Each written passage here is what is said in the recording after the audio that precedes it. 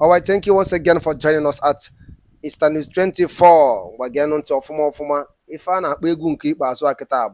Water, pro Mars. We go depend them, we go to sweet us. And out even neku.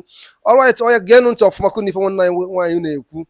Buhari is in shock as Maz Samuel Ekpa is invited by the international media for an exclusive interview about Biafra liberation. One no name. It's not there, maybe if no name. One day, it's not there, maybe that all one day for working at Biafra, put on a most possible. I'm going to get on to kill me for 191. All right, over to you. Now it is clear that the Nigerian government have lost the battle against the indigenous people of Biafra. My brothers and sisters, I want you all to understand that I saw a report that the president of Nigeria is in shock as international media invite Samuel Ekpa for interview. My brothers and sisters, I want you all to understand that it has come to a point that we have to start speaking the truth on the issues that has engulfed us. Samuel Ekpa made a statement that if you represent any Nigerian media house or you are a reporter and you want to be part of the coverage for the Biafra National Spokesperson press brief on the 8th of February 2023, send your media inquiry to info@ekpa.fi on or before the 6th of February 2023, so you will be given all the details. My brothers and sisters, it has come to a point where we have to speak the truth on the situation that has engulfed us as a people and as a nation. All the issues going on in this country called Nigeria would have been avoided if we know exactly what to do. But some people still don't understand what is going on, and this is the reason why you can see that the issues of insecurity still persist in the southeast. As I am talking to you right now, I saw a report that unknown gunmen attacked SARS headquarters and killed policemen in Anambra State. Governor Soludo flee as this occurred. My brothers and sisters, this is Anambra State. Anambra used to be one of the most peaceful states in the southeast. But now look at what is going on. As I am talking to you right now, I also saw a report that heavy armed men killed 52 Nigerian army and 4 Ibubego and burned 8 hillocks in a crash. My brothers and sisters, this is the unknown gunman. I want you all to also understand that I saw a report that angry unknown gunmen invade Imo Court, kill judge for injustice, Hope Ozodimma flee. My brothers and sisters, we have to accept that the Southeast is indeed bleeding. We must not sit back and allow all of this keep on happening. The reason why all of these things are happening is because the leaders from the Southeast have sold their rights to the Kaba. Now look at the situation that's engulfed us in our land. And yet some people still think that we are joking when we demand for our freedom. These are the situations that have already made us understand that Nigeria can never get better. So if the government of Nigeria cannot tackle this situation, then why are they going against the Eastern Security Network? This is a question I've been asking for a very long time that nobody has given me a clear answer.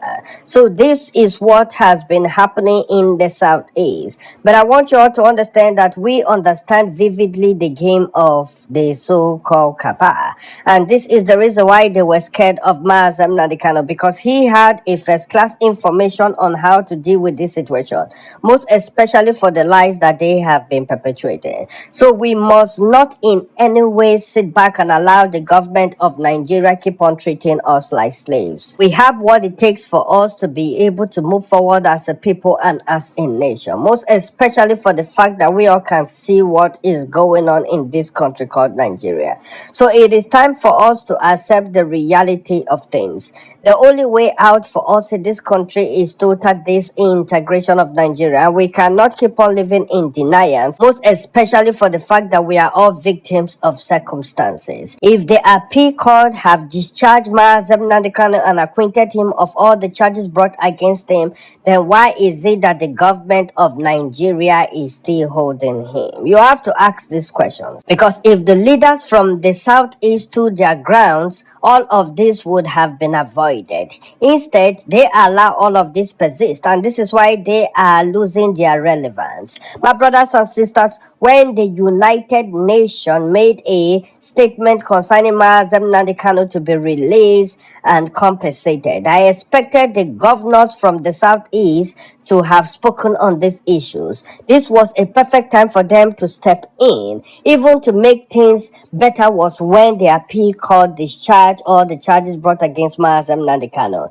But these people did not do anything. They refused to get involved with the case of Mazen Nnamdi Kanu. Yet during the APC and PDP primary, they understood the game plan of the Northerners. So it is time for us to accept the reality of things. We cannot sit back and allow the government of Nigeria keep on treating us like slaves. We have to fight for justice because this is the only way that we can be able to move forward as a people and as a nation.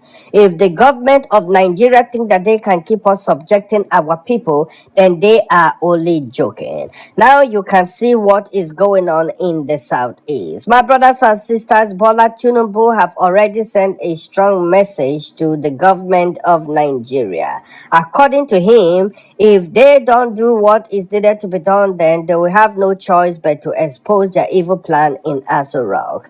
My brothers and sisters, I want you all to understand that for a very long time, Mazen Nnamdi Kanu spoke about the evil ploy of the so-called Kaaba. He did not stop at that. He also talked about the issues of Jubilee from Sudan. If the government of Nigeria is clean, then why is it that they are scared of Mazen Nnamdi Kanu to a point that they violated a major international law when they kidnapped Mazen Nnamdi Kanu and extradited him from Kenya to Nigeria? These people did not even mind what this could cost. Instead, they went ahead and committed a major crime. But one thing I want you all to understand is we are not in any way going to sit back and allow the government of Nigeria keep on treating us like slaves.